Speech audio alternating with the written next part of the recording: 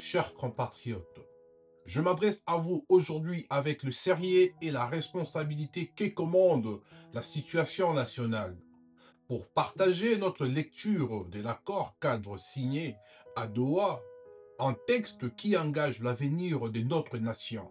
La paix est une aspiration légitime et profonde.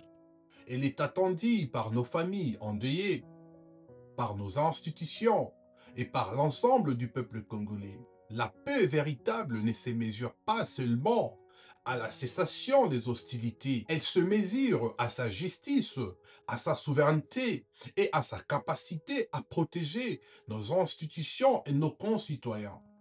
Cette capacité de pouvoir la consolider plus tard une fois acquise. Or, notre analyse révèle des zones d'ombre importantes. La structure de l'accord, composé de 8 protocoles, dont 6 restent à négocier, ne présente pas encore de garanties satisfaisantes. Les questions régaliennes, notamment la sécurité, la citoyenneté, la gouvernance locale et la justice doivent impérativement rester sous le contrôle des institutions nationales et être encadrées par la Constitution. Dans l'esprit de cet accord cadre, il faudrait noter que le mécanisme transitoire de sécurité tel que prévu dans l'accord peuvent créer des ambiguïtés sur la chaîne de commandement et la maîtrise même du territoire national. La justice est le mât central de toute paix durable n'est pas abordée de manière complète. Sans vérité, sans responsabilité, aucune paix ne saurait être solide et pouvoir être consolidée dans l'avenir. Très chers compatriotes, la position de la 3R est claire et responsable. Nous n'opposons pas la paix à la République.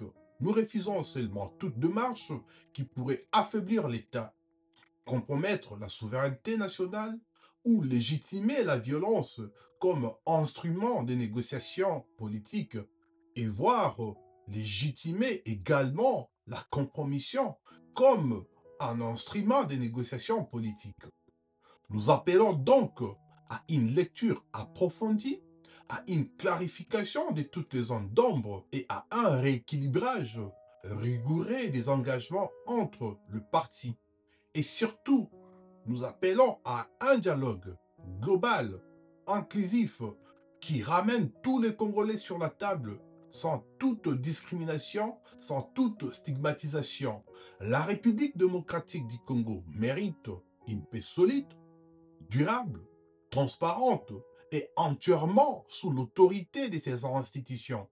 Une paix qui protège les citoyens sans distinction de race, de tribus et de religion, une paix qui respecte la Constitution et une paix qui affirme bien évidemment la dignité de notre nation. C'est cette vision que la 3R défend. Une rupture avec le pratique qui fragilise l'État, une refondation institutionnelle, une république souveraine, digne et respectée, et non pas une république à géométrie variable où on choisit certains et on écarte les autres.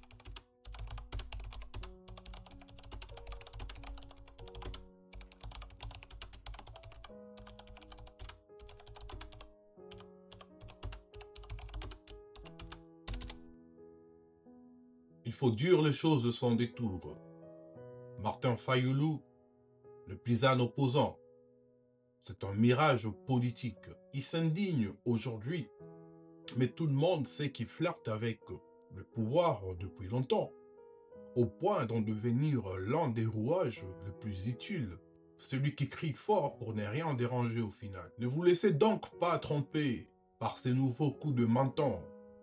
Même s'il proclamait demain un soi-disant divorce, ce serait un divorce de papier, une mise en scène savamment orchestrée, une mise en scène savamment répétée, un épisode de plus dans son théâtre permanent, concis pour donner l'illusion d'une rupture qu'il n'assumera jamais jusqu'au bout. Il dénonce la balkanisation aujourd'hui, mais où était-il lorsqu'il fallait parler haut et fort, sans calcul politique, sans toute ambiguïté? N'oublions pas qu'il a préféré la gymnastique politique, les équilibres doutés, les indignations chronométrées, qui arrive toujours au moment opportun, jamais lorsqu'il faut réellement tenir tête au pouvoir. Il parle des souverainetés, mais depuis quand quelqu'un qui passe son temps à négocier en coulisses ce qu'il contredit en public peut-il prétendre défendre l'unité du pays? Il parle de la cohésion nationale. Mais comment unir un peuple quand soi-même on oscille sans cesse entre opposition, composition et la compromission? Soyons sérieux. Le Congo n'a pas besoin d'un opposant d'opérette, d'un patriote saisonnier ou d'un tribun intermittent. Il a besoin d'hommes et de femmes qui n'échangent pas des caps au gré de caméras, encore moins pour des intérêts ou selon les appétits du moment. Martin Fayoulou a choisi son rôle, lui du constatateur contrôlé, du frondeur sans conséquence, du boxeur d'ailleurs, qui fait beaucoup de bruit, mais ne frappe jamais là où ça compte. Le peuple congolais, lui, n'a plus le temps pour les ambiguïtés. Il a besoin de vérité, de fermeté, de courage réel.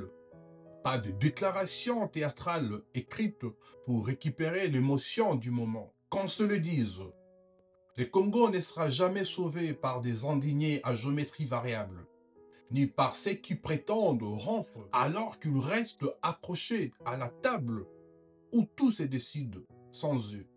Je vous remercie. Dressons nos fronts, longtemps coupés.